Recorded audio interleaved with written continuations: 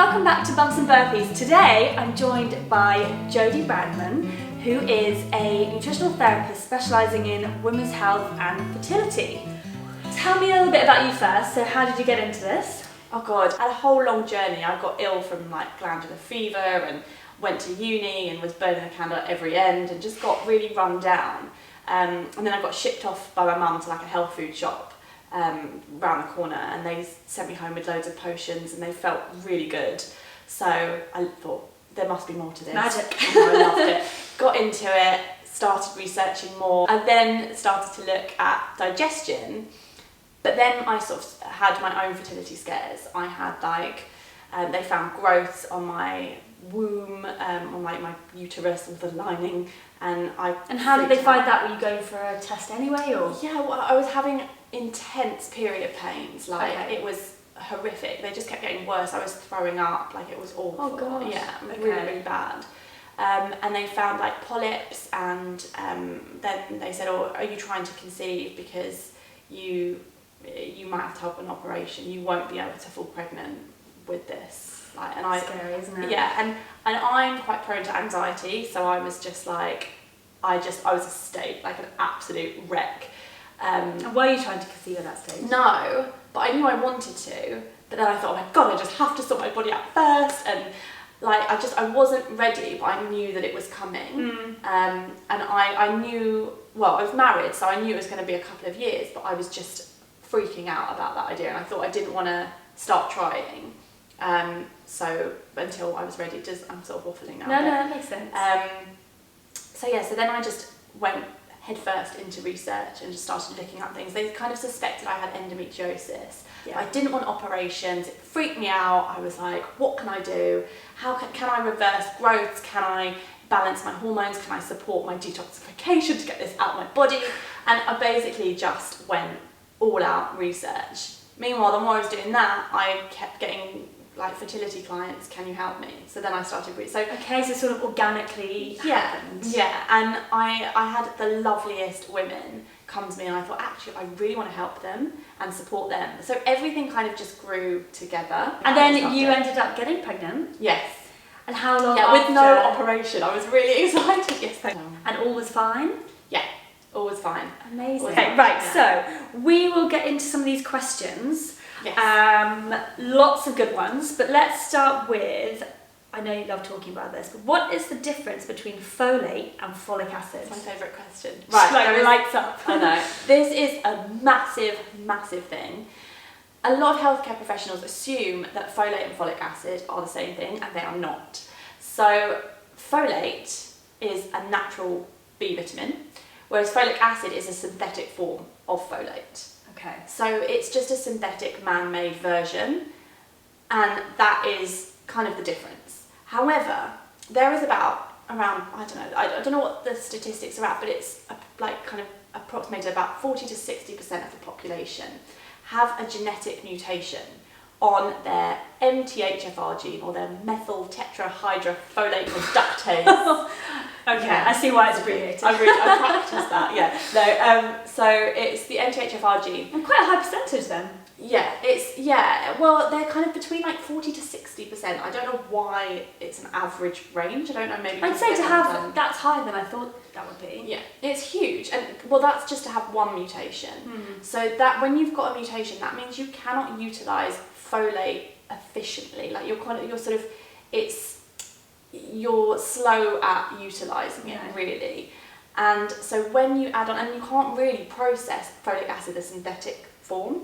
Okay. So you can have one mutation on the gene, which means it's slower, but then if you have two mutations, which means you inherit it from both your mum and your dad, that means that it kind of slows down right to I think you're 70% less effective at utilising the nutrient. And so these pills that you can buy that are just folic acid pills will just be no use to you whatsoever. It's hard because they haven't done a huge amount of research around it specifically. It's still very new, but what has been done says that you can't really absorb it. But also it's really important for fertility. So some people that struggle to fall pregnant, I just change their supplement and their folate levels go up. So you want a more absorbable form, either like a food state, natural folate or an already broken down version called the methyl folate, so it's broken down. Okay. Is this making sense? Yes. Okay. And what food sources can we find folate in? Leafy greens. Leafy green. I mean, it seems that everything in life reverts back to leafy greens. Yeah, the answer to everything is leafy greens. So like spinach, broccoli. Yeah, broccoli, like what is it, Swiss chard, kale, that sort of thing. Okay. But making sure you kind of lightly cook it, because if you go, there's a massive push on like green smoothies or green juices where you're having, or like raw kale salads. But actually, the raw, I told you I'm going to go off on one now, but like the raw greens can impact, they have nutrients that can impact your thyroid, which can then also impact your fertility. So you want to be lightly cooking your greens. So no raw. No. Okay, so cooking Stop the the greens. greens. Okay, and so what I will do is write some of this down in the notes below so that you don't need to keep going back and listening.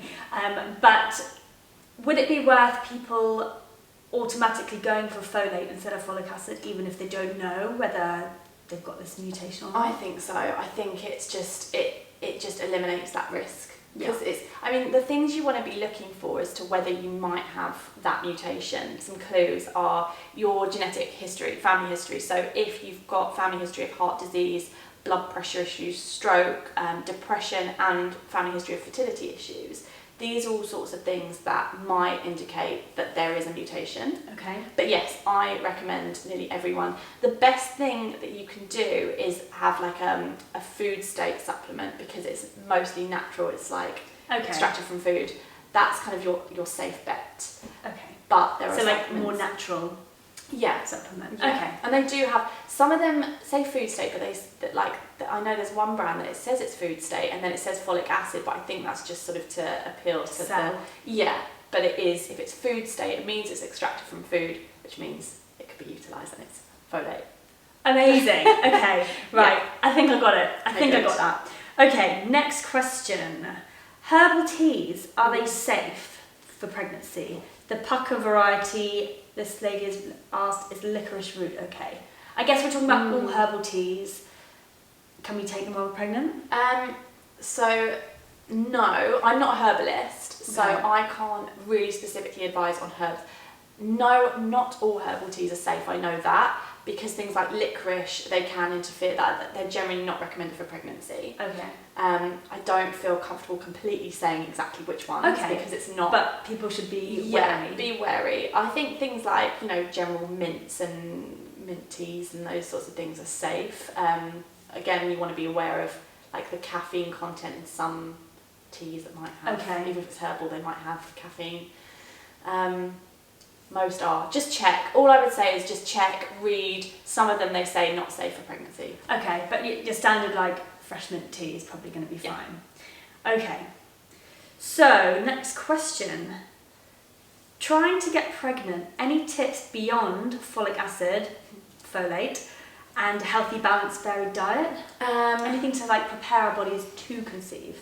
I think it's just really important that you make sure you've got the nutrients in and you're packing your body with good food. Yeah. Eggs are a great source. They contain choline, and choline has been shown to be really useful, almost as useful as folate in terms of preventing neural tube defects. Omega-3s, super important, so oily fish, and if you're vegan, maybe looking for like an algae-based supplement, because omega-3 is really important for building your baby's brain and for keeping you healthy. You can get baby brain because the priority goes to your baby, really. That's why people forget stuff all the time. Yeah. So my clients forget all the time that we're doing a session when I turn up to the house. Well, tell them they need to get on the omega-3. Okay. And it might even be worth taking a supplement. Like, there's some really good ones out there that you can just boost your levels of omega-3. And there are these like trying to conceive, like pre-conception multivitamins. Would you recommend them? No. No. I'm no, please don't hate me. But no, this is why we've got you here. Yeah, mainly because they've got the folic acid, and a lot of these ones that you can buy at like standard chain shops, not mentioning any names, they contain lots of fillers and nasty added like things that you just don't really want to put in your body. So it'd be better to actually sort of get vitamins in separately that you really do need. Or just like, no, you can get a multivitamin, but a good quality one, like the food state ones. Okay. I don't know, I'm always reluctant to recommend specific brands without seeing people, but look up like food state brands, there's some really good ones, or go to a local health food shop where there's someone that can advise you, not like the big Don't just take the ones in the shop window. Yeah. Okay. And next question. Yeah. When trying to conceive with polycystic ovarian syndrome, is there anything special to consider? Yes. So I love working with people with PCOS. Polycystic ovarian syndrome. PCOS. It's one of those things that people can say, oh, I just don't know whether I can ever have children, but I just think there's so much you can do. I've heard so many success stories coming from like, I'm never going to conceive, to miracle babies. So it clearly can happen. It can, for sure, I believe. I really, really think that there's a reason that things aren't happening in the body. Now, PCOS is like, some of the things that, some of the symptoms that are involved, or not some of the symptoms, what's the word I'm looking for? The characteristics, there you go. Okay. I need my omega-3. Some of the baby brain. Some of the characteristics are blood sugar imbalances, stress response. So I think they're the two, and inflammation, and they're the three things I focus on. So making sure that you are not skipping meals, you're eating a really balanced sugar balancing diet. So looking at keeping your blood sugar levels balanced. I've spoken to you about this. Always eating protein with your carbs. Yeah. So not just like having fruit, which is going to raise your blood sugar levels, but having like fruit with like a bit of almond butter or some nuts to slow that release down. So it's all about keeping that balanced. Targeting any inflammation. So things like omega-3, again, really good for inflammation. Making sure you've got berries and greens and all the nutrients to help support and bring down that. And the stress response. So if you are highly stressed out, working on, your sleep, your stress levels. Okay, so just the normal sort of de-stressing techniques. Yes, but also, and this is the big one, is not fasting, and don't hate me with this, but hit stuff. Over-exercising. No, I know that, and that's the advice I would give to my clients too. Good. Is that sometimes people can, again, not naming any brand names, but going to some of these classes that promote you to go 5 days a week, and it's high intensity, it's causing your body to be in that state so regularly that you might not even notice it, but your body is in a stressed state. So I've been there before my wedding. I was like going for it, and I wasn't stressed in my mind, but looking back now, my body was definitely stressed. And I think it's so important to balance it out with some yoga and some Pilates and some walking, and also rest. Yeah, well, that's the thing, we talk about stress in terms of our like mental state, but actually the body doesn't really, it can't decipher between where the stress is coming from. No, exactly. So like things that I see, so some people could do really, really well with spin classes or like the 5-2 diet, or like fasting. Yeah. But actually sometimes women with hormone imbalances or that are struggling with their fertility, I get them to scale things back. So it can, like the intense stuff that raises your cortisol levels, I pull out. So yeah, like you swap over your exercise. It's not saying stop exercising, but it's try different things, and don't fast. So yeah, because a lot of people that I speak to are not breakfast eaters. They just don't like eating breakfast. I always try and suggest to them to have a banana and some nuts or something like that in the morning, or like yogurt, anything to sort of start the body going again. Yeah. Or is it a specific thing they should be eating? I mean, this is where everyone's an individual, so it's hard for me to like just say eat that food because it varies. But like, if you don't have time, I think also sometimes the reason that people don't want to eat in the morning is because they're eating late at night. So then they're not really fasting, I guess. Yeah, well, just like, I say finish eating like 3 hours before you go to bed, so your body has a chance to digest that food. And then you want to maybe start the day, if you've got burnout, if you're feeling exhausted, if you've got hormonal imbalances, eat within like an hour of waking. Right. And if you don't fancy just like a smoothie, that could be a really good option. So like, but watch the smoothies. I know people how are much fruit goes in. Dates and bananas and the spinach and the kale. I'm like, what are you doing?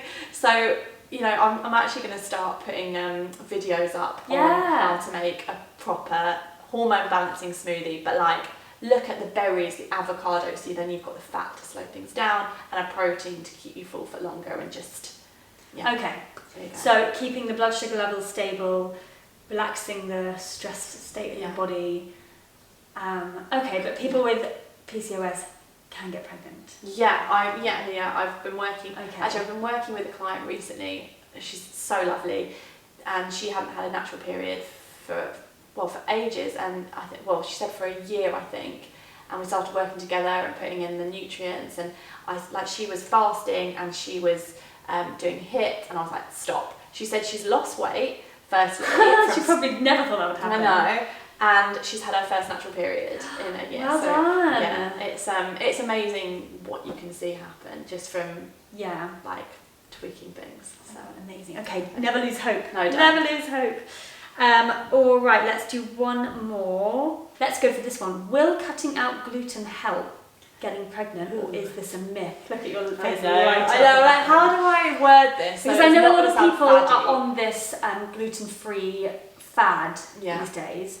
But is there something to be said for that when it comes to fertility? Yes, there is. Okay. Yeah, actually, it's one of the things that I do feel like, oh my god, I'm a broken record, but it's one thing that I just get nearly all my clients to come off of, because it's, firstly, gluten now is just not it's just not the same as, or the food that we eat now is just not the same as it was years and years ago. And I know people are like, oh the ancestors ate it and blah blah blah. Well, it's a different grain because it's been bred, I don't know, I don't do lots of gardening, but it's just been bred differently. And also the process is different, because grains would be soaked and sprouted and now it's just pulverized, and we just can't digest it. But also, oh god, do I do this? Yeah, I'm going to get into it. So she's going. I'm getting the hands out. So our intestines are kind of meant to be closed. Yes. And what can happen is that gluten contains a protein, and it reacts it's to do with this thing called zonulin, which is responsible for keeping those tight junctions tight. Right. And what can happen is that eating gluten can cause these tight junctions to open. It can pass in. It can cause inflammation, immune responses. People just aren't doing it well. And also, bear in mind that we're a very stressed out society. We're not digesting our food that well, and that can cause all sorts of problems. But also, it can interact with your thyroid. I'm not going to get into all the sciencey bits behind it, but it can interact with your thyroid. And also, so undiagnosed celiac disease is really, really common. I say really, really common. It's a really, really common thing that can be linked to fertility issues. Okay. Sometimes people that have been having miscarriages, they get a test, they find out they're celiac, and there's evidence to show that when they cut out gluten, baby's fine. They can conceive. Okay. But also, so that's more of the genetic side, the celiac disease. But there's also non-celiac gluten sensitivity, where it's a food intolerance. Yeah. And that can cause massive problems with fertility as well. There are studies that are showing it. So yes, it can impact it. It's not everyone, and people. And what kind of signs would you maybe look out for that you might be the kind of person that would benefit from cutting it out, or are there none? It's a really hard one. I just say cut it out, see how you feel. Okay. And what kind of things should people aim to cut out first for gluten, your pastas? It's the refined foods that are gonna. You've got a double whammy with refined foods. So the breads and the pastas, because you've got the gluten from that, but then you've also got the fact that it's refined, and so it's going to affect your blood sugar levels because it's so processed and. Okay. So it kind of comes from every angle, but gluten is in wheat, barley, spelt, rye, and even some oats. So just sometimes you need to cut it out completely. So go cold turkey and then see how you feel, and you can ease it back in. And a lot of people don't realise how much it's affecting them until they pull it out, and then they just say go on holiday and they're like, I'm in Italy, I'm gonna have the pasta, and they're like, oh my god, I feel that's true, because actually we're used to how we feel all the time, aren't we? And sometimes we might just accept a lower level of energy or things like that as normal. Yeah. I just think the key I think the key is that you know your body, and it's all about trying it. It's all about trying things and seeing how you feel, and sometimes you might not notice anything, and so okay, fine, it might be okay for you, but it's just listening to your body. I think I really want to get people in touch with that, and just to experiment. Yeah, okay. Use yourself as a science experiment. Gluten really could be... Yeah, just that, no. The magic answer. Yeah. Okay. All right. Well, those are some of the top questions that we got asked. So we'll get you back to do some more, because I'm sure this will spark some interest and there'll be more questions. It always happens. I say, any questions? Only if you come in, and then once they see you talking, they're like, actually, I have another question. So we'll get Jodie back and we'll do some more questions. So anything you'd like to know, just let either of us know and we can get the answers for you. If you want a long-winded She doesn't have an issue with talking, so that's good. Okay, thank you so much for coming. Bye.